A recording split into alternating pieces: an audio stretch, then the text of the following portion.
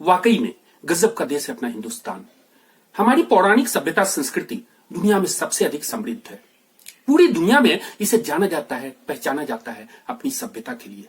वैसी सभ्यता जिसका जमीन के अंदर मजबूत आधार है और उसी के कारण सारी दुनिया में अपनी पहचान है।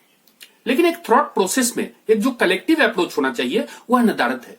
कहीं ना कहीं ऐसा लगता है कि शायद एक बहुत बड़ी आबादी सोचने समझने के मामले में, अपनी मानसिकता को तैयार करने के मामले में और हकीकत से रूबरू होने के मामले में बहुत पीछे है, बहुत पीछे, मीलों पीछे। सोचिए कैसा देश है अपना।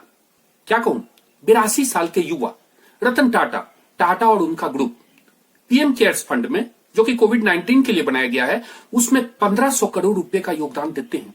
और भी उनका बहुत अधिक कंट्रीब्यूशन है, खास करके कोविड-19 के अगेंस्ट में फाइट में। 97 ईयर यंग 97 साल के युवा महाशय धर्मपाल गुलाटी, एमडीएच मसाले वाले, वे 5 करोड़ रुपए का योगदान देते हैं। 66 वर्ष के युवा अनिल अग्रवाल वेदांता ग्रुप के, वे 201 करोड़ रुपए का योगदान देते हैं। और भी ऐसा बहुत सारा कंट्रीब्यूशन है। और 27 साल के, क्या कहूं, 27 साल के बूढ़े टिकटॉक पर वीडियो बनाते हैं कि आखिर मोदी ने किया क्या है, अपने देश में आखिर है क्या। गजब की परिभाषा है, गजब का देश। ये रास्ता है कह रहा अब मुझसे, मिलने को है कोई कहीं अब तुझसे।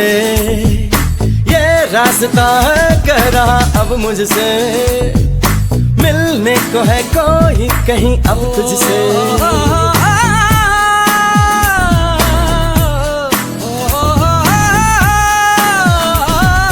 दिल को है क्यों ये बेताबी, किससे मुलाकात होनी है, जिसका कब से अरमा था शायद वही बात होनी है। यूं ही चला चल रही, यूं ही चला चल रही, जीवन गाड़ी है समय पहिया। आंसू की नदियां भी हैं, खुशियों की बगियां भी हैं, रास्ता सब तेरा तक है भैया। यूं ही चला चल रही, यूं ही चला चल रही, कितनी हसीन है ये दुनिया। फूल सारे झमेले देख फूलों के मेले, बड़ी रंगीन है ये दुनिया। शरीर की उम्र, शारीरिक क्षमता एक महत्वपूर्ण पैमाना है, लेकिन सितारों के आगे जहां और भी है। आपकी मानसिक बौद्धिक क्षमता और परिष्कृत विचार बहुत अधिक मायने रखता है जीतने के लिए। इसीलिए शारीरिक स्तर पर अधिक आयु वाले लोगों को अंडर एस्टिमेट न करें। एक नई दुनिया को जीतने, अद्भुत उपलब्धियों को प्राप्त करने की क्षमता उन्हीं में है।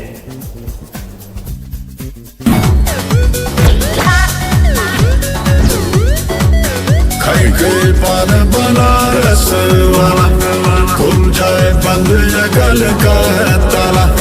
खाई के पान बनारस वाला, खुल जाए बंद ये गल का ताला। फिर तो ऐसा करे धमाल, सीधी कर दे सबकी चाल, ओ छोड़ा गंगा किनारे वाला।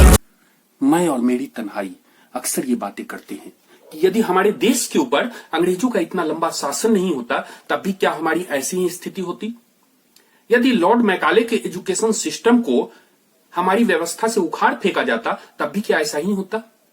क्योंकि लॉर्ड मैकाले ने हमारे एजुकेशन सिस्टम को उस रूप में ढाल दिया जहां की 100 में से 99 केवल वैसा दिमाग तैयार होता है जो कि केवल और केवल कलरखी पैदा कर सकता है और कलरखी बनता है, उसके सिवाय कुछ नहीं। हमारी गुरुकुल की परंपरा को, गुरु शिष्य परंपरा को ध्वस्त कर दिया। और नतीजा आज देखिए। नक्सल में मैं आपको एक बात बताऊं कि हमारी जो मानसिकता है कि कोई एक व्यक्ति अपने 70, 80, 90 साल के जीवन को गुजार कर एक किताब लिखता है, एक पुस्तक को लिखता है, और हमारे पास बढ़िया मौका है कि उस किताब को 7, 8, 10 दिनों में पढ़ के समाप्त कर दे। 200-250 पन्नों की किताब होती है, उसमें उसके जीवन का पूरा सार रहता है कि उसने अपने इस जीवन से सीखा क्या। लेकिन हम में से अधिकांश को वह 10 दिनों का समय नहीं मिल पाता और हम अस्पताल में जन्म लेने के बाद सीधे श्मशान में पहुंचते हैं। और तब मुझे पता चलता है, यदि तब अगर सोचने समझने की शक्ति होगी तब, कि हमने जीवन में क्या क्या खो दिया। बहुत सारे तथ्य हैं जीवन के मामले में, और जब मैं देखता हूं तो तकलीफ होती है, पीड़ा होती है। यदि आपके सामने कोई सूर्य को बता दे कि वह चंद्र है, कैसा लगेगा आपको? जीवन की वैसी बहुत सारी सच्चाई है जिससे हम आंखें अपनी मूंद रहे हैं, अपने सिर को घुमा रहे हैं, हमें फुर्सत नहीं है उसे देखने से, और यह वास्तविकता है। और आज मैं जानता हूं आपके मन में यह सवाल उठ रहा होगा कि आखिर इन सभी बातों को करने का तात्पर्य क्या है? वाकई में है, कोविड-19 के अगेंस्ट में, इस वायरस के खिलाफ में पूरे दुनिया के 209 देशों में एक लड़ाई जारी है। यह एक यूनिवर्सल लड़ाई है, वैश्विक है, और अधिकांश देशों की हालत खस्ता है, खराब है, बर्बाद हो चुके, वो बहुत ही पिछड़ चुके, और एक सतह तक आने में उन्हें एक लंबा अरसा लगेगा। ऐसी स्थिति में प्रधानमंत्री नरेंद्र मोदी के नेतृत्व में भारत ने एक बहुत ही शानदार शुरुआत की है, और कुछ एक अगर निगेटिव फैक्ट्स नहीं होते तो शायद हम बहुत आगे होते, बहुत आगे, इसकी कोई कल्पना भी नहीं कर सकता है।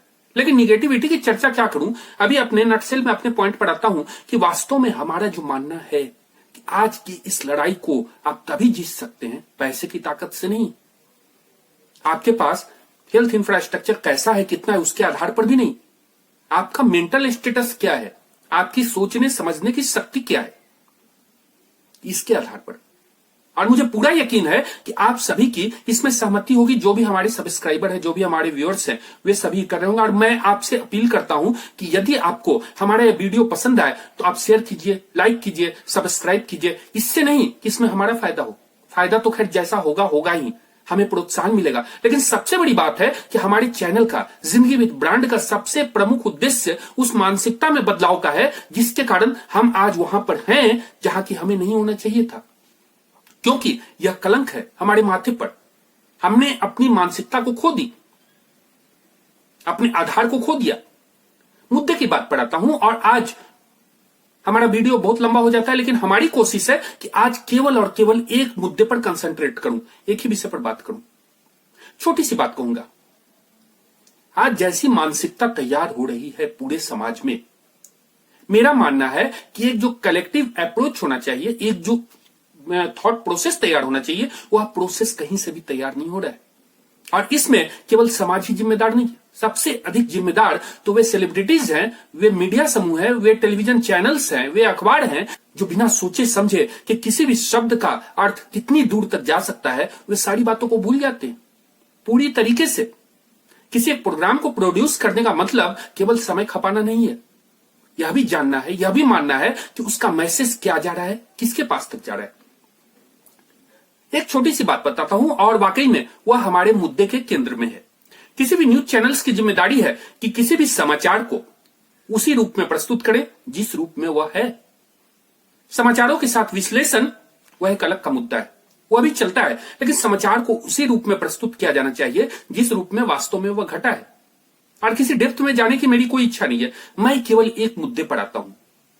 कोविड-19 के खिलाफ में अपनी इस लड़ाई को जीतने के लिए मानसिक स्तर पर हमें बहुत ही मजबूत होना पड़ेगा, बहुत अधिक। लेकिन इसके साथ साथ अपने वैचारिक आधार को बहुत अधिक सुदृढ़ करने की भी आवश्यकता है। यदि कोई ऐसा मानता है कि अपने हेल्थ इंफ्रास्ट्रक्चर को मजबूत कर या फिर अपने एडमिनिस्ट्रेटिव कैपेसिटी को स्ट्रॉन्ग कर हम इस लड़ाई को जीत जाएंगे, तो यह उसकी गलतफहमी है, क्योंकि ऐसा कर दुनिया में कोई भी इस लड़ाई से नहीं जीत सका। सबसे पहले अपने सिस्टम को दुरुस्त करना पड़ेगा, अपनी मानसिकता को मजबूत करना पड़ेगा। और आज की स्थिति देख लीजिए, आज देश की एक बड़ी आबादी को यह बात ही समझ में नहीं आ पा रही है कि कोरोना आखिर बला क्या है। जो भी हमारे वैज्ञानिकों का, रिसर्चर का जो कंक्लूजन है, डॉक्टर्स का जो कंक्लूजन है, उससे वे बहुत दूर हैं, बहुत अधिक। यह चिंता की बात है। लेकिन चिंता की बात तो यह भी है कि हमारा जो एक्सपीरियंस्ड, अनुभवी जो मानव शक्ति है, जो शारीरिक तौर पर भले ही अधिक आयु के हो, लेकिन उनकी मानसिक क्षमता बहुत ज्यादा दुरुस्त है, उसको अंडर एस्टिमेट करने की प्रवृत्ति है। और हम डे बाय डे उनकी मानसिकता को कमजोर कर रहे हैं, न केवल पारिवारिक स्तर पर, सामाजिक स्तर पर, बल्कि मीडिया के लेवल पर भी, सेलिब्रिटीज के द्वारा भी। यह बहुत ही महत्वपूर्ण मुद्दा है। एक छोटी सी बात बताता हूं, चाहे चैनल कोई भी हो, किसी स्पेसिफिक चैनल को नाम लेने का हमारा कोई इरादा नहीं है। किसी भी चैनल में किसी भी व्यक्ति के साथ कोई भी दुर्घटना होती है तो उसके एज के साथ, उसकी आयु के साथ सामान्य तौर पर यह भी बता दिया जाता है कि वह बुजुर्ग थे या युवा, जबकि ऐसा करने का पैमाना उन्हें दिया किसने? ऐसा कौन सा डिफिनेशन है जिसके आधार पर बताया जा सके कि कौन सा व्यक्ति बुजुर्ग है, कौन सा युवा? क्योंकि मुझे याद आता है कि शायद वेस्टर्न कंट्री में कहीं एक कब्रिस्तान पर किसी एक समाधि के आगे पत्थर पर लिखा था कि निधन 27 वर्ष, लेकिन दफनाया गया 87 साल में, 87 ईयर्स में। आज भले ही किसी एक खास एज ग्रुप को हम यह बोल दें कि वह बुजुर्ग है, लेकिन वह उसके शरीर की आयु है, उसके दिमाग की नहीं, उसकी मानसिकता की नहीं। आप इस तरीके से अंडर एस्टिमेट किसी भी एक सेगमेंट को नहीं ले सकते। और जिस अंदाज में ऐसा बताया जाता है, मुझे याद आता है कि स्टार्टिंग पीरियड में जब स्पेन, इटली और ब्रिटेन के कुछ समाचार आ रहे थे, अमेरिका के भी, तो वहां कुछ डॉक्टर्स के ऐसे स्टेटमेंट आए कि उन्हें बताया गया है कि जो भी यूथ हैं, मतलब 25, 30, 35, 40 साल इस ग्रुप के, उन्हें पहले बचाया जाए, उन्हें प्रायोरिटी दी जाए। लेकिन जिनकी आयु 70, 75, 80, 85 है, उन्हें उतनी प्रायोरिटी न दी जाए जीवन बचाने के मामले में। लेकिन जिस रूप में प्रिंट में, इलेक्ट्रॉनिक में ऐसे समाचार चलते हैं, हम अपने देश में थोड़ी कल्पना भी कर सकते हैं क्या कि कैसा प्रभाव पड़ता होगा। वाकई में या किसी दूसरे देश की परंपरा होगी, हमारी परंपरा इतनी गंदी नहीं है। लेकिन आज ऐसा लगता है कि जो वेस्टर्न कल्चर है उसे हमने अपने ऊपर ढाल लिया और अंधे के रूप में उसका अनुकरण किए जा रहे हैं, फॉलो किए जा रहे हैं। पूरे टेलीविजन चैनल पर हमारा ध्यान है, लेकिन हमारा ध्यान उन समाचारों की ओर नहीं जाता जहां की भारतीय सभ्यता, भारतीय संस्कृति, भारतीय परंपरा, भारतीय जीवन पद्धति अर्थात भारत के हर चीज के मामले में वेस्टर्न कल्चर उनका इंटरेस्ट बढ़ा है और अपनी सभ्यता के प्रति उनका जो एक ट्रेडिशन है उसके प्रति उनकी बेरुखी जाहिर है। लेकिन हर मामले में America, Spain, Italy, France, Belgium कुछ भी कहते हुए, कुछ भी मानते हुए, आंख बंद कर उसे फॉलो करते हुए हमें शर्म नहीं आती। लेकिन हम भूल जाते हैं कि आखिर वे आज किस स्टेज पर है। आज जो हमें सीखना है वे सीखते नहीं। 85 साल की आयु में थियोडोर मोमसेन को साहित्य का नोबेल पुरस्कार मिला। बेंजामिन फ्रैंकलिन, उन्होंने 81 साल की आयु में अमेरिका के संविधान पर अपने हस्ताक्षर किए थे। 55 साल की आयु में रोनाल्ड रीगन, जो हॉलीवुड के एक्टर थे, वे पॉलिटिक्स में आए और बाद के दिनों में अमेरिका के राष्ट्रपति बने। कोलोनल सैंडर्स, वे 65 साल की आयु में उन्होंने KFC की स्थापना की थी, केंटकी फ्राइड चिकन। 75 साल के एज में नेल्सन मंडेला साउथ अफ्रीका के राष्ट्रपति बने थे। 77 साल की आयु में जॉन ग्लेन अंतरिक्ष में गए थे। 64 साल की आयु में डायना बायड ने 110 मील की यात्रा तय की थी तैरकर, क्यूबा से लेकर फ्लोरिडा तक।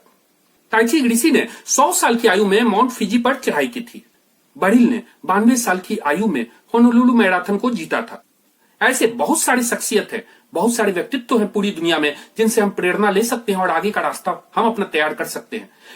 लेकिन हमारे यहाँ अपने देश में वैसे लोगों की अच्छी खासी संख्या है जिन्होंने अतीत में भारत की बुनियाद को बहुत मजबूत बनाया और आज भी उन्हीं के बल पर यह देश चल रहा है। आप ऐसा नहीं कर सकते कि इंडिया का यूथ, ठीक है, हमारा मैन पावर है, लेकिन आज के दिन में हमारा आधार हमारे वही लोग हैं जिनकी मानसिक क्षमता अपार है। उनकी मानसिक क्षमता को इस तरीके से कमजोर करना अपने पैरों पर कुल्हाड़ी मारने के बराबर है। जिनकी शारीरिक आयु भले ही ज्यादा हो, लेकिन मानसिक आयु उससे कहीं बहुत ज्यादा है, बहुत अधिक। और उस क्षमता को अगर हमने अंडर एस्टिमेट किया, उसे इग्नोर किया, तब आपको पाताल की गहराई तक जाने से कोई नहीं रोक सकता। बहुत बड़े फिल्म मेकर सुभाष घई ने एक बात कही थी कि जिस फिल्म को बनाने में एक बहुत बड़ी यूनिट अपनी पूरी ताकत लगा देती है, प्रोड्यूसर उसमें पैसा लगा देता है, जो भी लोग हैं वे अपनी प्रतिभा को उसमें उड़ेल देते हैं, अपना समय लगाते हैं, अपनी मेहनत लगाते हैं, कहां कहां जाते हैं और वहां से शॉट लेकर के आते हैं, उसे 50, 100, 200 रुपए खर्च करने वाला एक सामान्य दर्शक यह कहकर नकार देता है कि इसमें मजा नहीं आया या फिल्म मतलब की नहीं है। वाकई में सोचने की बात है कि हम कृतज्ञ कब होंगे, कब हम पहचानेंगे कि हमारे समाज को, हमारे देश को गढ़ने में किसका योगदान है। आज हमारी दुनिया एक एक कदम आगे बढ़ती है, उसके पीछे कौन सा व्यक्तित्व है, कौन सी शख्सियत है। और एक तरफ किसी को आइडेंटिफाई नहीं करना एक बात है, उसका इंसल्ट करना एक दूसरी बात है। आज के दिन में भी बहुत सारे लोग जी जान से लगे हैं। 24 घंटे में उनका अधिकांश समय अपने आप को गढ़ने, अपने एम्पायर को गढ़ने, अपने साम्राज्य को गढ़ने, अपने इंडस्ट्रीज को आगे बढ़ाने, अपने परिवार, समाज, देश को आगे बढ़ाने में जाता है। और वे केवल अपने देश के लिए नहीं है, वे पूरी सोसाइटी के लिए अपने आप को कंट्रीब्यूट कर रहे हैं, लेकिन हमारे दिल में उनके प्रति श्रद्धा नहीं है। और इसका एक खामियाजा और भी है कि आप अगर एहसान फरामोश बनेंगे तो आप कभी भी उस ऊंचाई पर व्यक्तिगत रूप से नहीं जा सकते जहां की आपको पहुंचना चाहिए। यदि आप याद करें तो पिछले 14 अप्रैल को प्रधानमंत्री नरेंद्र मोदी ने राष्ट्र के नाम अपने संबोधन में जो सबसे पहले जो वचन कहा था, सप्तवचन में से पहला, उसमें यह कहा था कि आप अपने परिवार में बुजुर्गों की देखभाल करें। वाकई में वह हमारे देश का, हमारे समाज का सार तत्व है। हमारे परिवार को और हमारे समाज को आगे बढ़ाने में यह ऐसी संजीवनी है जिसे थोड़ा सा भी नकारना बहुत ही अधिक आत्मघाती हो सकता है। हमारी सारी बातें शाश्वत सच है, इसे कभी भी किसी भी काल में नकारा नहीं जा सकता। लेकिन अभी के परिप्रेक्ष्य में, जबकि सारी दुनिया कोविड-19 के खिलाफ में, कोरोना के अगेंस्ट में अपनी लड़ाई लड़ रही है, और ठीक है, हमारा हेल्थ इंफ्रास्ट्रक्चर, हमारा जो भी इक्विपमेंट्स है, डॉक्टर्स है, पैरामेडिकल स्टाफ है, सिक्योरिटी फोर्सेस है, सारे लोग अपना काम कर रहे हैं, एडमिनिस्ट्रेशन है, सारे लोग अपना काम कर रहे हैं।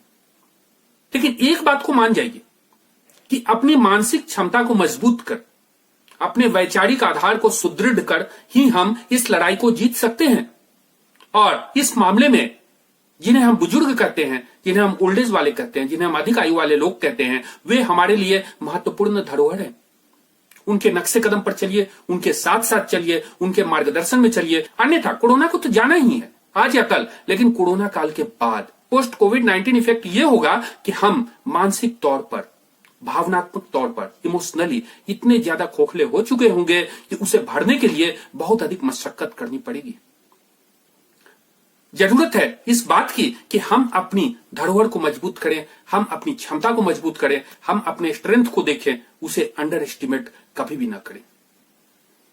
मेरी बातें थोड़ी कड़वी जरूर है, लेकिन सच्चाई यह भी है कि इतने लंबी छुट्टी के दौरान अधिकांश लोगों के जीवन में यह पहला मौका आया है कि वे अपने घर में, घर की चारदीवारी के अंदर कैद हैं इतने लंबे अरसे तक, और इसे हम उस रूप में सेलिब्रेट करें, उस रूप में मनाएं कि जीवन में ऐसा अद्भुत मौका शायद दोबारा नहीं आने वाला। हम अपनी क्वालिटी टाइम को अपने फैमिली मेंबर्स के साथ स्पेंड करें बढ़िया तरीके से। लेकिन जो कंक्लूजन है यह भी है कि आज के दिन में चोरी, डकैती, हत्या, छिनतई अर्थात अपराध के जितने भी प्रकार हैं वे सभी तो एक तरफ घट रहे हैं, लेकिन अंतर्राष्ट्रीय स्तर पर और अपने देश में भी परिवार में आंतरिक मनमुटाव, आपसी झगड़े, उसकी संख्या बढ़ी है। और खास करके जहां जनरेशन गैप है, जहां मानसिकता को समझने में हम फिसड्डी होते हैं, वहां यह टकराव और भी ज्यादा जाहिर हो जाता है। समझने की जरूरत है, मानने की जरूरत है, पहचानने की जरूरत है। यदि हमने अपनी कमियों और कमजोरियों पर गौर नहीं किया तो आप यकीन मानिए कि अपनी ताकत, अपनी क्षमता, अपनी मजबूती पर हम कभी भी अपने आप को केंद्रित नहीं कर सकते, हम कभी भी उस चीज को प्राप्त नहीं कर सकते जिसके लायक हम हैं। मुझे यकीन है कि आपने केवल दिमाग से नहीं बल्कि दिल से हमारे इस वीडियो को सुना होगा, समझा होगा और शायद महसूस किया होगा, और उसे भी महसूस किया होगा जो बिटवीन द लाइंस मैं बताना चाहता हूं, जिसके लिए शब्द कम है, क्योंकि वहां केवल और केवल भावना होती है, भावना, इमोशंस। धन्यवाद।